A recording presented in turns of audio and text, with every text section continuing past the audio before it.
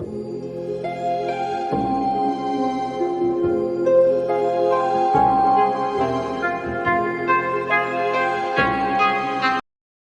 back, YouTube. This is your boy Blissway here, and today we got Indiana Jones Destined to Fly, which we already saw this coming. This movie, and I was like, yeah, this is terrible. But let's watch the Critical Drinker. You know, make me chuckle, give me some good laughs, and see what he has to say about this. Warm-up drink before going on a night out.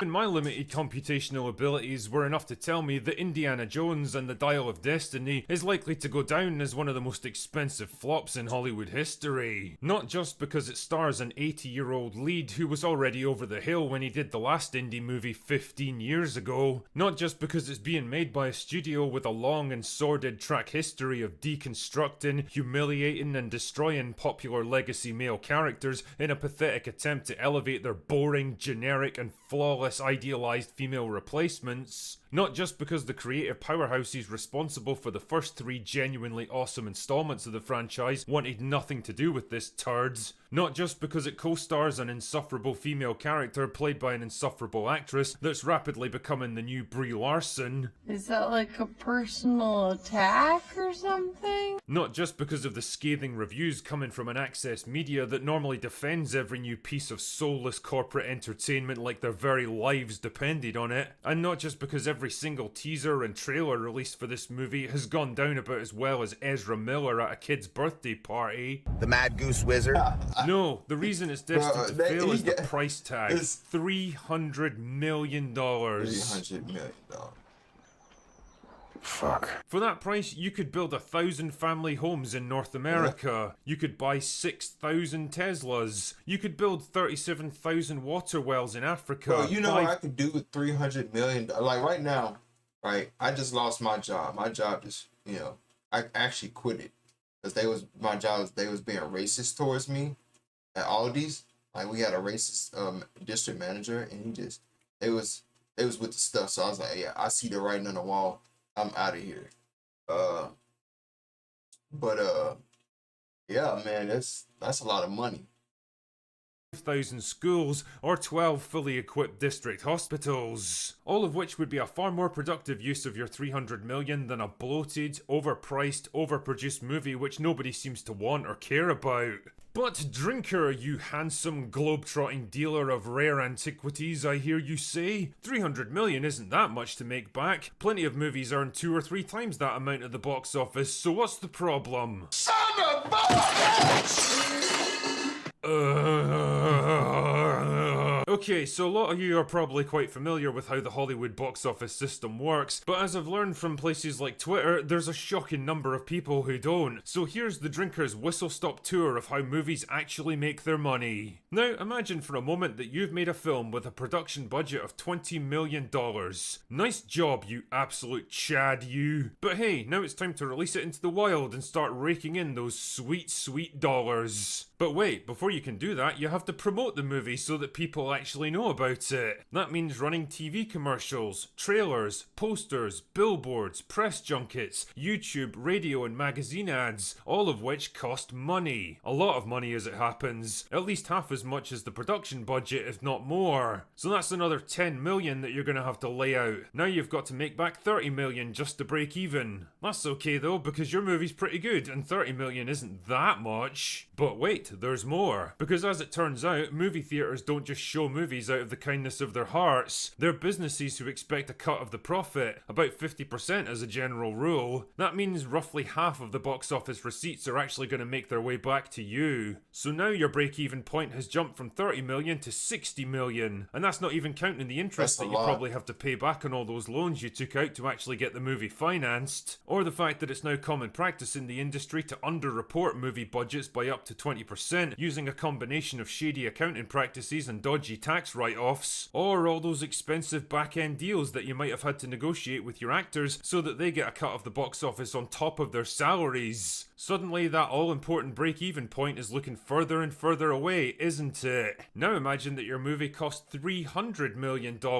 Well, that you're willing to admit publicly at least, with a marketing spend of about $150 million to go along with it. Plug those numbers into our little formula and you're looking at something in the region of $900 million at the global box office. And that's just to break even, never mind turning a profit. Because let's be honest, people don't gamble hundreds of millions of dollars just to make a few million back. They spend big because they expect to earn big. And this leads to one of the other major problems with big budget films today. Studio interference. See, Hollywood executives start to get kinda jittery when there's mountains of cash floating around, and it leads to a mindset of playing it safe, falling back on predictable tropes, previously successful strategies, relying on crowd-pleasing spectacle and bland, dumbed-down, inoffensive stories that even the dumbest consumer can follow. And how this manifests is that they start interfering with the production, demanding changes and reshoots to cater to their constantly changing ideas, altering and polluting the artistic vision while it's still being crafted.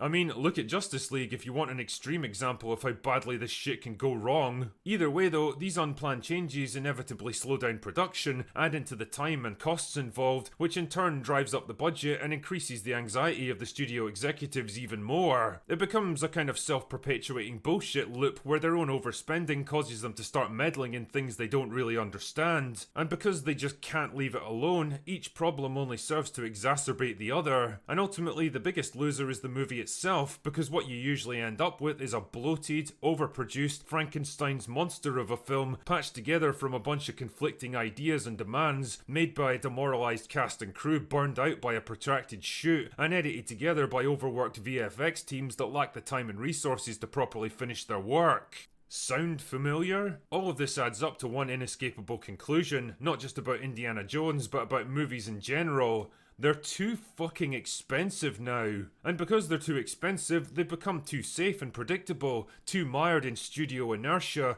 too dependent on overblown visuals and tedious formulas. It's one of the many reasons the superhero genre is rapidly sliding into its Vegas residency phase. Well, apart from creative burnout, repetitive formulaic scripts, increasingly convoluted and ridiculous extended universes, a deluge of low-quality TV shows trying to ride the wave, and the simple fact that 2 decades of familiarity eventually breeds contempt and apathy. No, it's the fact that they're so fucking expensive to make. Most of them today rely on spectacle, big blowout set pieces, and a series of visual hammer blows to distract you from the fact that their story has all the energy, originality, and personality of an overworked, manically depressed AI, which is probably what actually writes most of them now. And you don't need me to tell you that visual effects are expensive, and the more you rely on them to get arses in seats, the more your budget creeps up and the more difficult it becomes to reach that magical break-even point. It's kind of ironic that the entire genre is basically sinking under its own weight, having to expend more and more resources to try to attract the attention of a dwindling audience, until eventually the formula collapses and the system becomes unsustainable. And believe me, that might not be far away at all. Having spoken to people in the industry, I can tell you that a lot of them just want the genre to fucking die so they can move on to something easier and more profitable. They all know that the end is coming, but it's difficult for a studio to let go of a good thing, especially when they still have like a dozen projects in the pipeline, and so they're stuck in a kind of creative purgatory, huddled around the dying embers of a once roaring fire and convinced they can somehow coax it back to life for a bit longer. All of this is to say that the age of the mega blockbuster feels like it might be coming to an end. Budgets and productions have grown to the point where they're almost exceeding the ability of the market to sustain them. And to be honest, I'm perfectly fine with that. Bigger is not always better. Some of the best movies I've watched this year were made for a fraction of Indy 5's budget. In fact, for what they spent on this, Disney could have produced half a dozen mid-budgeted movies and actually trusted the filmmakers But you know what's crazy though?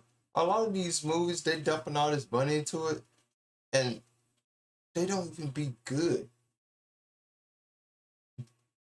Deliver bold and inventive artistic visions instead of gambling everything on one film that had to reach an almost impossible goal just to avoid losing money. And in case you're wondering, for a bit of context here, the original Raiders of the Lost Ark was made for just $20 million. That's about $60 million in today's money. I wonder which one is going to be more fondly remembered. Anyway, that's all I've got for today. Go away now. You know what's crazy, y'all? You need the right jobs. I was gonna say, y'all know what's crazy? There are people in this world right now that wish they had $300 million to blow like that. If I had $300 million, man, I'd buy me a house, take care of my family, all that stuff. But you got companies out here just throwing it and just be like, yeah, they gotta go. We're gonna destroy ourselves. Don't worry about it. We're gonna dump all this money in this movie, even though we know it's gonna be trash.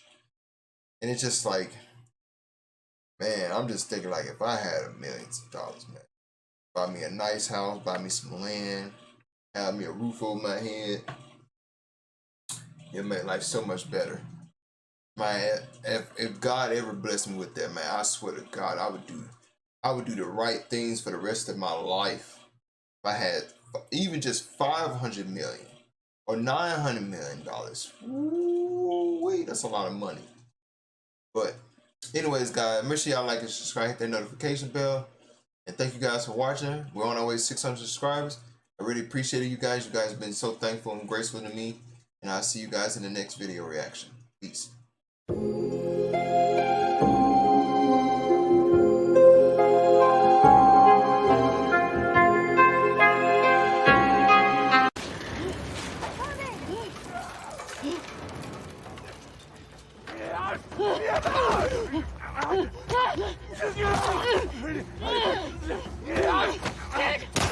How fast?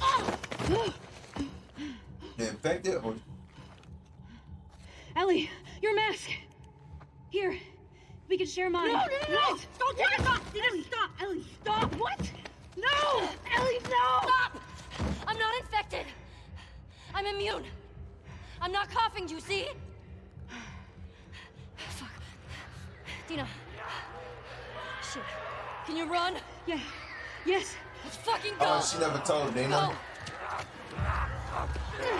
Don't! Run, Dina! Ellie! Oh my God, too many Right people. here! Don't slow down!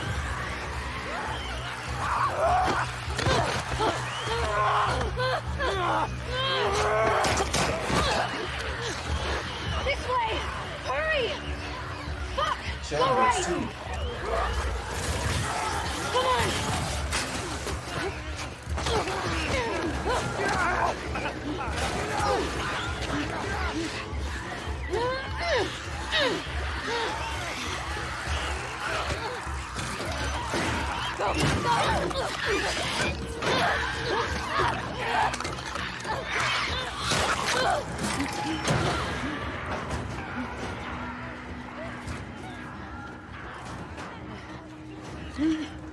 Wrong with her. She's pregnant. For real? When you're pregnant and you have a baby in your stomach, you can't really move around. Hey. What do you say we rest in that theater? That sounds so fucking good.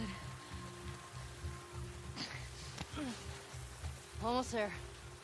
It's like Evan didn't tell her she was immune. She didn't tell her she was pregnant. Damn. I got you. Here. Got it?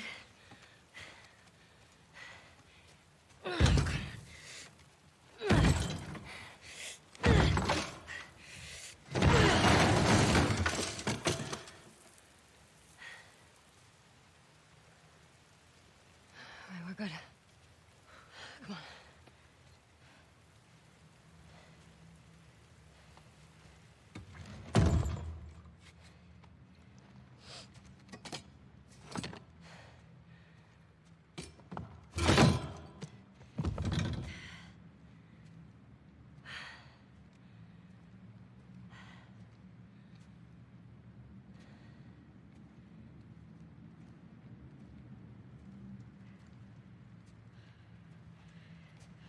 You want to tell me what's going on with you?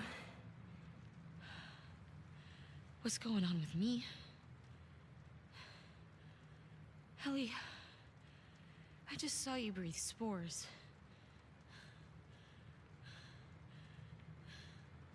I told you. I'm immune. Okay, you're immune? Come on. I was bitten a long time ago. The fuck are you talking about? I was bitten and nothing happened.